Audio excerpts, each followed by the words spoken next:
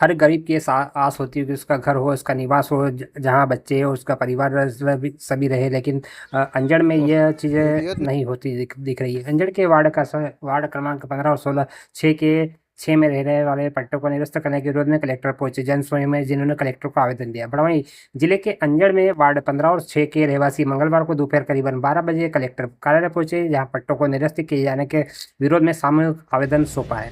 रहवासियों के साथ जनप्रतिनिधि भी मौजूद रहे। आवेदकों ने आरोप लगाया कि पूर्व में एसडीएम के निर्देश पर नगर पालिका राजस्व टीम के द्वारा संबंधित क्षेत्रों का सर्वे कराया गया था। सर्वे के बाद भी जारी पहली सूची में नाम आने के बाद भी पात्र लोगों से दस्तावेज तैयार कर और जमा करवाए गए थे, लेकिन हाल ही में जारी करी गई दूसरी सूची में कई पात्रों के हितग्राहियों के नाम काट दिए गए, जिससे लोगों में नाराजगी अच्छी खासी देखने को व्याप्त है। वार्ड क्रमांक 15 के पार्षद प्रतिनिधि वीरेंद्र डावर ने बताया कि उक्त क्षेत्र में अधिकांश गरीब परिवार निवास करते हैं।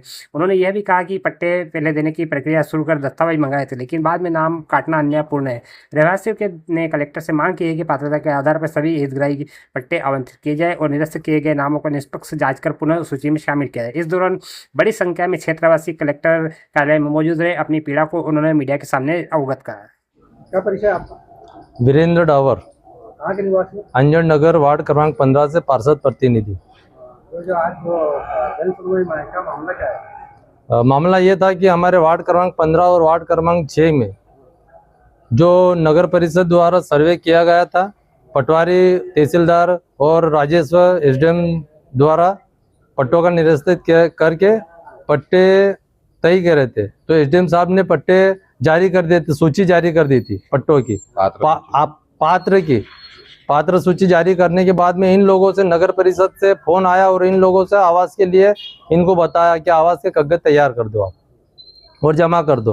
तो इन लोगों ने 1500 2-2 हज़ार रुपये लगाकर कागज तैयार करके आवास के कागज जमा कर दिए। और अब एसडीएम साहब की वहाँ से सूची आई है कि आधे लोगों के पट्टे उसमें से निरस्त हो जाएंगे, अपात्र की सूची आई है।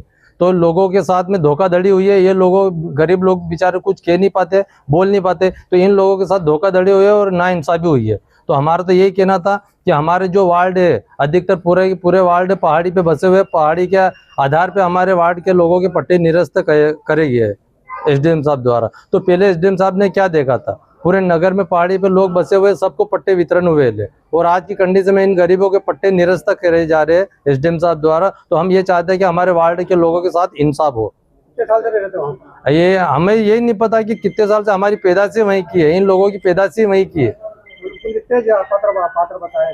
अभी अगली बार में कम से कम 186 थे मेरे वार्ड के, उसमें से 108 पात्र हुए, और वर्तमान में 108 पात्र थे। उसके बाद में भी 25 लोगों के अपात्र की सूची जारी करी है। गरीब वर्ग से आ रहे हैं? सब बीपीएल अंत्योदय के है, सब गरीब वर्ग के लोग हैं, SC ST वार्ड के हैं। यहाँ से क्या आश्वासन दिया जाए? अभी तो कलेक्टर महोदय ने अभी हमारा आवेदन ले लिया है। अभी हमारे को उन्होंने बताया कि जन सुनवाई का समय 1 बजे तक का था, आप लोग लेट आए, आपका आवेदन ले लिया है, आवक जावक में रख लिया है। अब उन्होंने बताया कि हम कार्रवाई करेंगे आगे।